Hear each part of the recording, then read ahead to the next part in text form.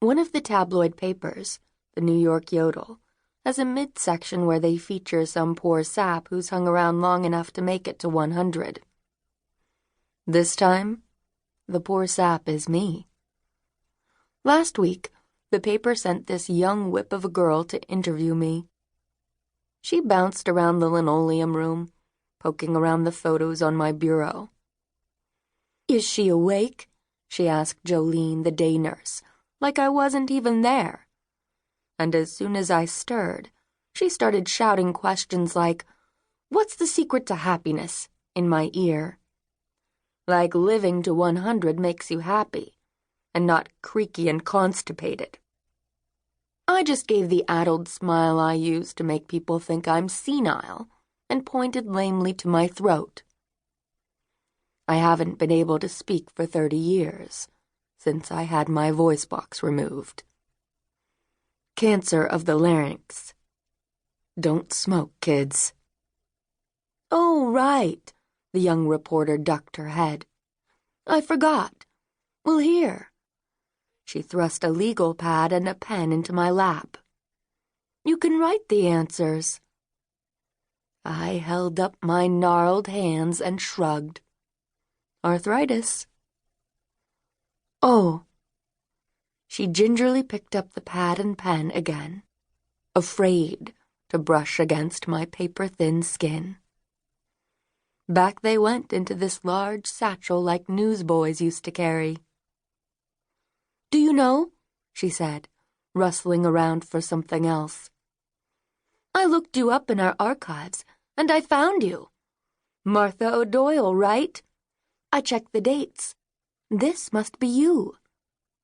She pulled out a regular sheet of paper, but printed on it was an old newspaper article.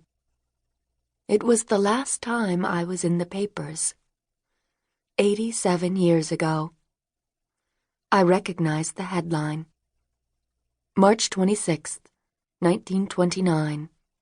Bomb kills newspaper tycoon and his wild rose. Priceless art collection destroyed. Rose, battier than a church bell, says maid. New York society was rocked last night by a bomb that exploded just past midnight in the home of newspaper tycoon J. Archer Sewell. Killed in the blast were both Mr. Sewell and his wife, the former Rose Pritchard, heiress to the Union Eastern Railroad fortune.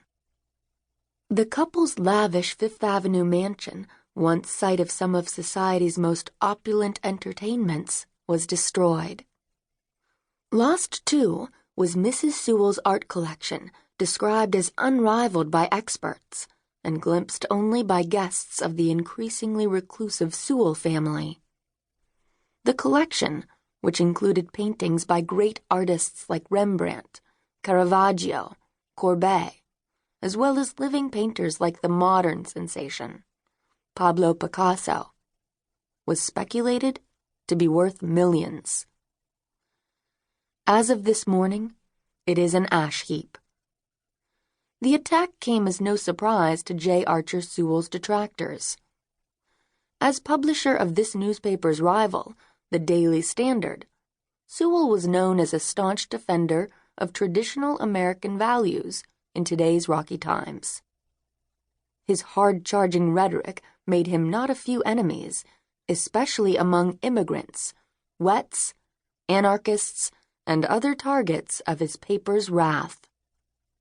Yet the drawing rooms of Fifth Avenue are abuzz that Wild Rose herself may have been behind the bombing. The former Miss Pritchard's outrageous teenaged antics are familiar to the Yodel's more faithful readers. The young heiress was rumored to have suffered a mental breakdown shortly after her marriage. Sources close to the heiress say that her behavior had become increasingly erratic, and in recent years, she often refused to leave her rooms. Mrs. Sewell's more recent outbursts were captured in this very paper. But was this former debutante capable of an act of such shocking violence? "I wouldn't put it past her," shared Martha O'Doyle, a young housemaid of Irish extraction. She was nuttier than a fruitcake, always howling in her room like a right lunatic. If you ask me, she set off that bomb herself. She should have been locked up in a madhouse, continued the outspoken young Colleen. It was only through Mr. Sewell's kindness, God bless him, that she could remain in her home, with all her comforts about her. Here young Martha stopped to wipe her eyes. He was a true gentleman, Mr. Sewell was. However, detectives are investigating all possible suspects, including members of the Sewell household staff, one of whom is said to have recently fled the country. Police were unable to share more details, but have asked readers to come forward with any information that might aid their investigation.